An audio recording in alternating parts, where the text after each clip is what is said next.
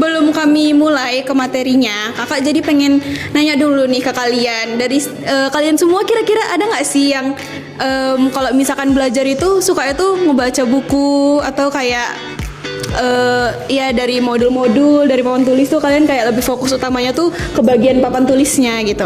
Kira-kira ada nggak? Atau kayak nggak suka, kak nggak suka baca, capek bacanya? Kadang suka, kadang Iya capek ya bacanya ya. Oke lah, nggak apa-apa. Terus kakak mau nanya, kira-kira kalau dari kalian tuh tadi kan kakak nanya tentang ngebaca gitu kan, secara visual. Kalian kira-kira ada nggak yang dibandingkan ngebaca kayaknya lebih suka ini nggak kak, ngedenger-dengerin gitu? Lebih suka kayak misalkan nih kayak teman-teman saya ya nyimak ya. Misalkan kayak teman saya kayak ngeceritain ke saya tuh lebih gampang gitu loh kak nangkap daripada cerita, daripada baca-baca cerita gitu. Ya. Ada yang gitu? ya. Banyak ya berarti ya? Ya. Oke, nah kamu nanya satu lagi nih, maaf ya banyak tanya, gak apa-apa kan? Bagus kan? Iya kan, benar. Nah, kakak mau nanya lagi, kalian tuh kalau tadi udah baca, terus ngedenger, kalian ada nggak yang kayak, aduh kak, aku baca nggak suka, ngedenger juga nggak suka loh kak, panas kuping aku kayaknya. Aku lebih suka tuh praktek aja kak. Kalau misalkan ada soal, nggak aku pelajari kali materinya, yang penting aku ngerti dulu, langsung gitu. Aku lebih suka praktek, ada nggak kira-kira? Dan juga Ada juga ya? Iya, nah jadi kami tuh pengen ngepaparin tentang materi etika digital atau etika penggunaan AI dan juga literasi digital gitu. Kecerdasan buatan artificial intelligence. Jadi ini tuh AI adalah alat yang dibuat oleh manusia yang tugasnya itu untuk mempermudah tugas-tugas keseharian manusia. Nah, AI ini bisa juga membantu kita. Misalnya itu bikin bikin gambar lah misalnya. Bikin gambar. Ketika kalian menanyakan ke AI, buatkan saya gambar, gitu. Buatkan saya gambar. AI akan apa yang bakal dilakukan AI? gambar Gambar. yang kita minta. Betul. Ya udah, jadi literasi digital itu ibaratnya gini, kalian tahu nggak SIM untuk buat yang naik kereta itu? Tahu. Nah, jadi SIM itu kan ada bentuk di dunia maya. Ya artinya kalian itu lah harus kan literasi, kalian harus pandai memilah mana yang beneran informasi sama yang informasi yang tidak beneran atau hoax. Atau salah. Iya atau salah. Terus kalian juga harus pandai milah-milahnya ya kan. Ya terus pakai teknologi ini juga kalian harus benar-benar gitu. Jangan kalian langsung misalnya ada informasi dari AI. Kan kita tuh kalau dari AI itu instan ya kan, cepat dapatnya kan misalnya. Apa ini kejadian hari ini langsung ya kan kita bukan kejadiannya. Nah, jangan kalian langsung telan bulan-bulan misalnya, oh berarti hari ini jadi ini. Bisa aja AI itu salah. Karena kan itu buatan manusia, dia nggak lihat langsung, dia cuma dikasih sama manusia dimasuk ya untuk menugaskan atau memberitahu manusia yang nyari dari AI tersebut ya kan. Ada prinsip AI, menggunakan AI ya kan. Contohnya ini baru kan semuanya misalnya hari baru punya HP atau baru tahu AI, jadi menggunakan AI itu kan untuk tugas-tugas kalian kan. Nah, jadi abang pengen ngasih prinsip JKB. Apa itu JKB? Yang pertama kalian kalau mau menggunakan AI ya harus yang pertama J, jujur. Kenapa jujur? Ya supaya kalian nggak kena yang namanya penipuan bisa. Habis itu ada namanya plagiarisme supaya nggak kena hak cipta. Jadi kalian nggak dituntut. Bisa kalian dituntut kalau misalnya menggunakan AI gitu. Kalau misalnya bisa gunakan. Kita pertama kalian harus jujur. Misalnya kalian mau tugas sama guru, kalian gunakan AI. Ya kalian jujur gitu. Nanti kalau misalnya gurunya nanya kalian bohong-bohong kan itu mengurangi kalian juga, dia juga jujur. Terus yang kan JKBK, kan itu kritis.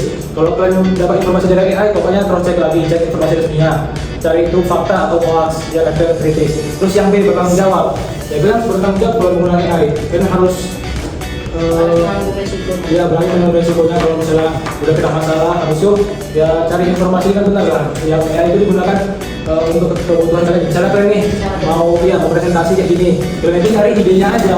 Habis itu kalian kembangkan sendiri, jangan semuanya dari sini ya kan. Nanti kalian nggak apa AI nya pintar, bukan kalian jadinya ya kan. Itu dia. Jadi hubungannya itu abang mau di sini kalian kesimpulannya intinya tadi jujur, kritis, sama bertanggung jawab. Itu aja kalian pegang supaya AI ini bermanfaat untuk kalian. Oke, cukup. Kita tahu kan, kita itu belajarnya itu secara praktek gitu kan. Karena jujur kakak sendiri, kakak juga suka kalau misalnya belajar itu membaca, mendengarkan, itu kan kayak bosan gitu kan. Jadi kakak lebih suka mempraktekkan aja. Makanya kakak akan membawakan materinya dengan secara kinestetik. Jadi di sini kakak mau nanya nih, siapa di sini yang udah pernah nyoba pakai ChatGPT? Kelihatan apa coba? Ya aku nggak tahu. Oke.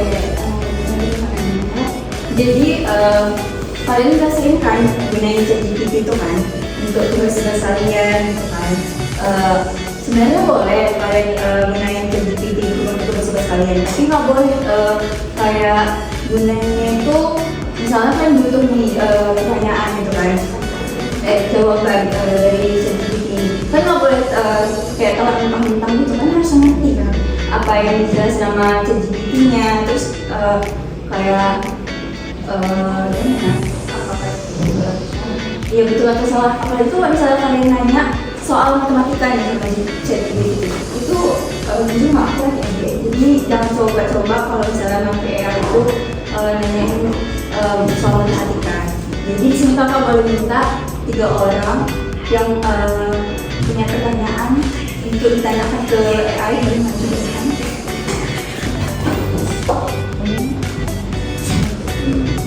Popo, apa sih Popo tadi? Popo,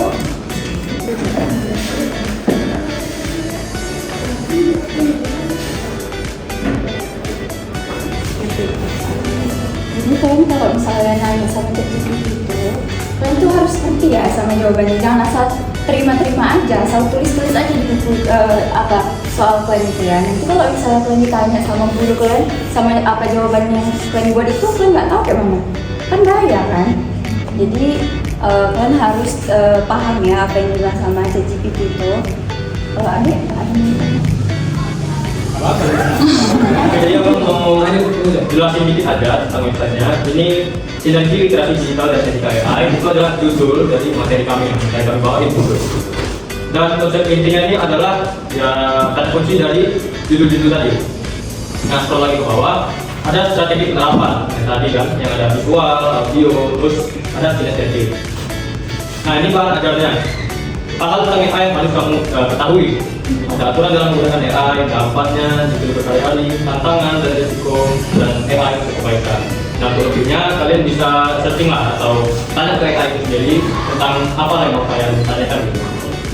Nah, ini ada AI sebagai teman. Kalau kalian memakai AI dengan baik dan bijak, itu kalian bisa menjadikan AI itu sebagai teman kalian sendiri. Tapi jangan lupa juga, kalian ini adalah teman-teman kalian semua gitu. Jadi jangan lupa juga boleh menjadikan AI sebagai teman, tapi ingat teman sejati kalian adalah manusia. Jadi jangan lupa berbaur ya sama manusia seperti biasa sih. Nah, jadi itu ada tentang website kami yang telah dibuat. Nah, nanti kan ada sekitar ya 10 pertanyaan yang harus kalian jawab. Itu nanti akhir sesi kita, supaya nanti ini yang menentukan siapa yang dapat uang, dapat snack, udah cepat. Makanya serius kalian jawab ya, jangan main ya. Kalau semua salah, dapat dong. Nanti kalau misalnya soal ada 4 pilihan jawaban, 4 pilihan berkanda, nanti kalian pilih satu jawaban benar. Nanti kalau dia benar, jawabannya warna hijau jadinya berubah. Tapi kalau kalian